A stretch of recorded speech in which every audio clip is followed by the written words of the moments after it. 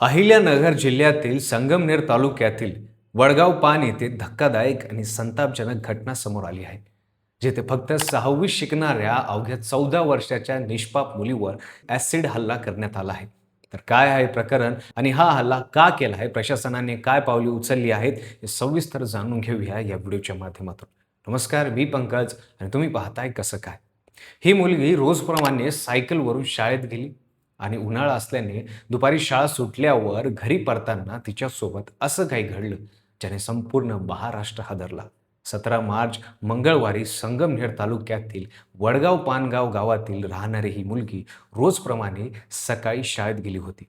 घरापासून शाळा लांब असल्याने ती मुलीसोबत सायकलवरून ये जा करत होती.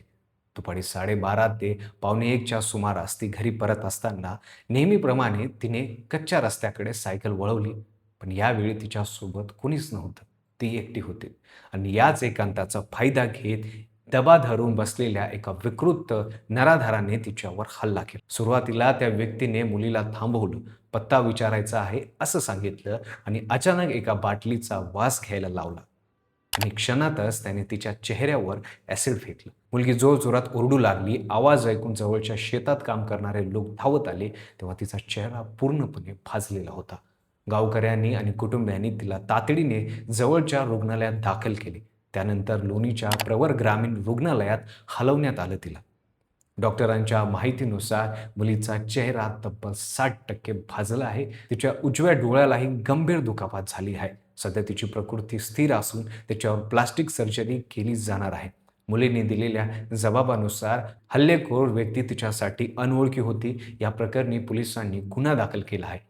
सीसीटीव्ही फुटेज तपासलं जात आहे आणि 10 पोलीस पथके आरोपीच्या शोधात आहेत. प्राथमिक तपासात आरोपी स्थानिक असण्याची शक्यता व्यक्त केली जात आहे.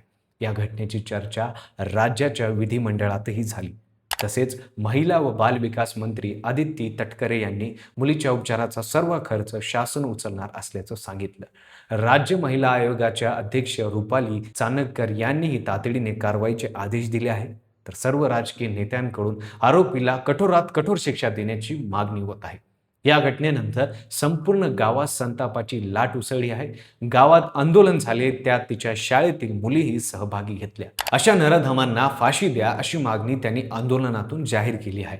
हा हल्ला एकतर्फी प्रेमातून झाला का अशी चर्चा आहे, पण मुलींनी पोलिसांना दिलेल्या जबाबात स्पष्ट सांगितले आहे की ते हल्लेखोरांना ओळखत नाही.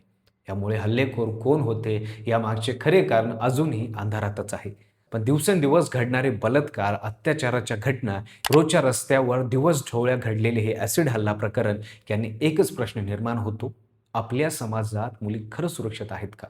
तुम्हाला काय वाटतं आम्हाला कमेंटमध्ये नक्की सांगा. चॅनलवर नवीन असाल तर सबस्क्राईब करा आणि बेल आयकॉनला दाबायला विसरू नका आणि पाहत राहा फक्त कसं काय.